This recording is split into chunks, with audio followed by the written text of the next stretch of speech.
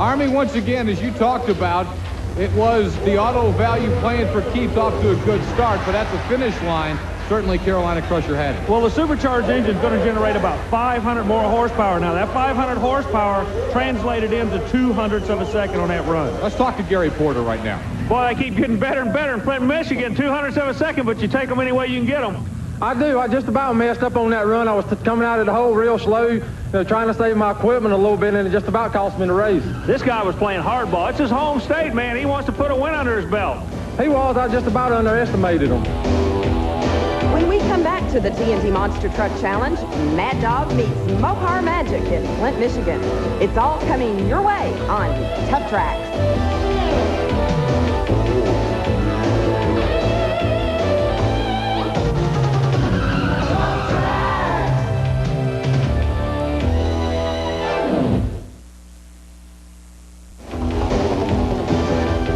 Tuff Trax each week brings you the superstars of monster truck racing on the TNT Monster Truck Challenge. This week in Flint, Michigan, as we continue to take the points down to the wire. Equalizer trying to win a national championship. The others trying to catch him. Here's a guy we've watched all year. Let me correct myself, Army. Here's a truck we've watched all year, Mad Dog, but it's got a different driver. Kurt Fisher's going to be doing the driving now. I'm familiar with Kurt. He came to this sport through the sport of mud racing. He was a national champion mud racer. He lives close to the Breen boys, the normal driver of the truck. Bob Breen can't be here. Kurt said, let me take a shot, and let's see what's going to happen. He picked on the big bad Dodge for his first shot. Look at the Dodge. Whoa, Mopar Magic definitely flexing his muscle in Flint, Michigan. And Fisher, he's just trying to get the feel of that rascal. On the replay, let's keep an eye on Mad Dog on the right lane. And certainly a rough ride. It was all Mopar Magic, but a rough ride for the Mad Dog as Fisher just never got it going whatsoever and was unable to give Mopar Magic even a serious threat.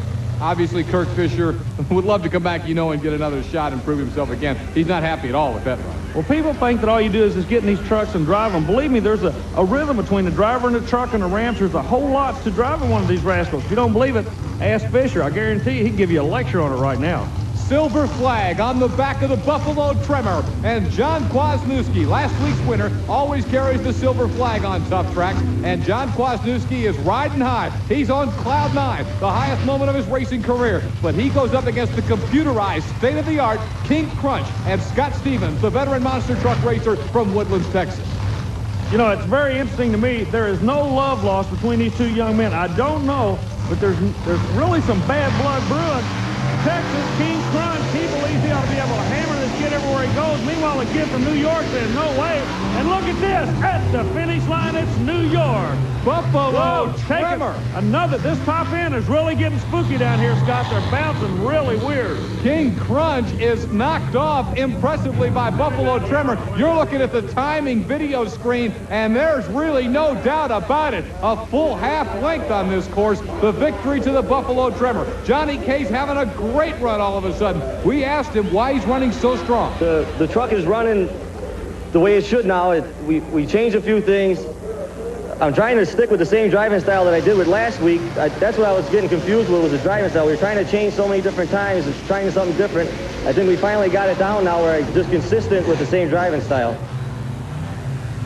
Buffalo Tremor, very impressive victory right there as he goes into the next round. He brought out a very important part of motorsports. You only change one thing at a time to see if it's working, and it's working for the Tremor. This is one they paid to come see. The Gravedigger against the Jersey Outlaw Ford. Mike Wine becoming very popular with the Ford camp, but there's no doubt the king of this sport right now is Dennis Anderson and the Gravedigger in terms of popularity. He now wants to back that up with race victory. Anderson comes to the starting line. Both red lights glare. Look at this. The Chevrolet comes down the right lane. Anderson!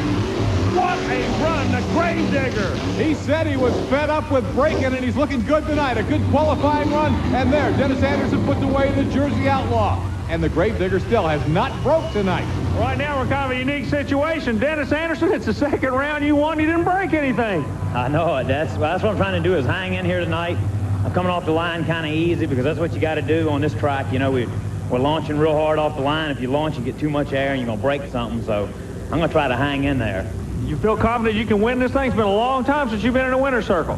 Yeah, it has. I feel like this is going to be my night. I hope it is anyway. I need a win. You're the third driver to say that. Are you the one that's right? I'm the one that's right.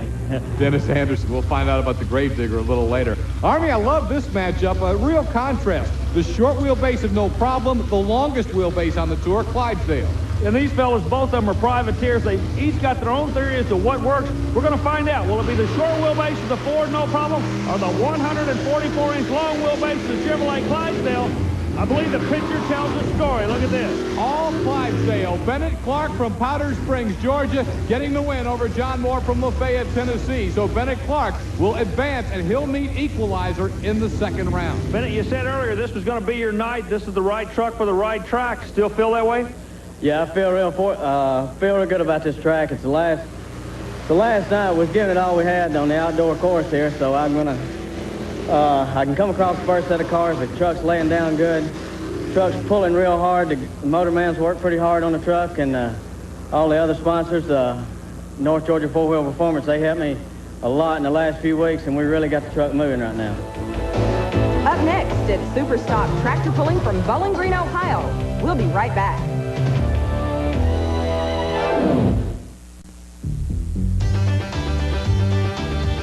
The TNT All-American Pulling Series on Tuff Trax back in Bowling Green, Ohio for the National Truck and Tractor Pulling Championship. You know, Army Armstrong, when people look at this sport, and a lot of people love the modified two-wheel drive trucks and all the power of the 7-engine combinations on the modified tractors, here's where it all started with the stock tractors. But make no mistake about it, this is not what you see running on the farm. They do a lot of modifications to these engines. Well, these vehicles are stock appearing. You get underneath the engine count, you're going to find as many as 4 turbochargers to increase the horsepower tenfold from what the engine was designed to produce. For an example, an engine comes off the assembly line designed to develop 200 horsepower. They can make 2,000 horsepower. So what you have here basically is they're building bombs under the hood of these modified tractors. When I say modified, I mean modified to the turbochargers. They call them smokers. Look at this run, the first run. 20 mule team close to a full pull. Tom Dickerson at 290 feet, 4.7 inches. That gives them something to shoot at. Tommy, the first official pull off of that sled. What's the track like out there this afternoon? Right now the track's in very good shape. It looks a little wet, but it's taking some power. It hauled my motor down more than I expected. Dickerson's a New Yorker from South Charleston, Ohio. Here's Danny Dean in the Rooster. He's going to come out and pull now. You know, Army, I thought it was interesting during the early portion of this program. We saw one of these things actually blow up, the engine block blow up, and that illustrates the point you're talking about of actually bombs underneath these things. Yeah, these guys they're setting a straddle or bomb right now is what they're looking for. You can tell when a horsepower really goes in the engine when the smoke turns black. You notice it right now? Wow, when you see black, coal black smoke, you're looking at maximum horsepower. And Danny Dean, as so many times before, look at this, a full pull. This guy is a legend in this class. Bye-bye, he's gone. Danny Dean's a full pull. Well, Danny, a run like that is why you guys work so hard. Yeah, I had a really nice run there. Everything just went pretty much perfect. Come across the track, hit some ruts. I thought that was going to do me in, but you went ahead and carried her on out. That was a good run. I'm pretty happy with that. So Danny Dean's Rooster with a full pull. We'll see just how many may be able to join him in taking it out at Bowling Green. Brett Berg is out of Farmington, Minnesota. The tractor is known as Never-A-Nuff. Keep an eye on the smoke. It's going to tell you the whole story about horsepower. It's gray now. Getting darker, getting darker, getting darker. He looks at it, rolls on the clutch. Watch the rear wheels. These tractors, now watch how the tire has a tendency to go front, back, putting the horsepower to the track. Never-A-Nuff. Is he going to do it, Scott? Yes, he's out of there. A full pull for Never-A-Nuff and Brett Berg. Scott, you better be good. Santa Claus making the rounds in Bowling Green, and the present right now for Brett Berg is a full pull. Everybody likes truck and tractor pulling. Santa's no exception. He's having a ball. Brett got her out there. You know, one of the things about super stock tractors, Army, this is really a color-coded sport. I mean, there's guys who wear all green and cheer for the green. You know what I mean? You know, it's interesting you should say that as we have one of the strongest John Deeres in the country coming up in the process of being repainted. He showed up not in color.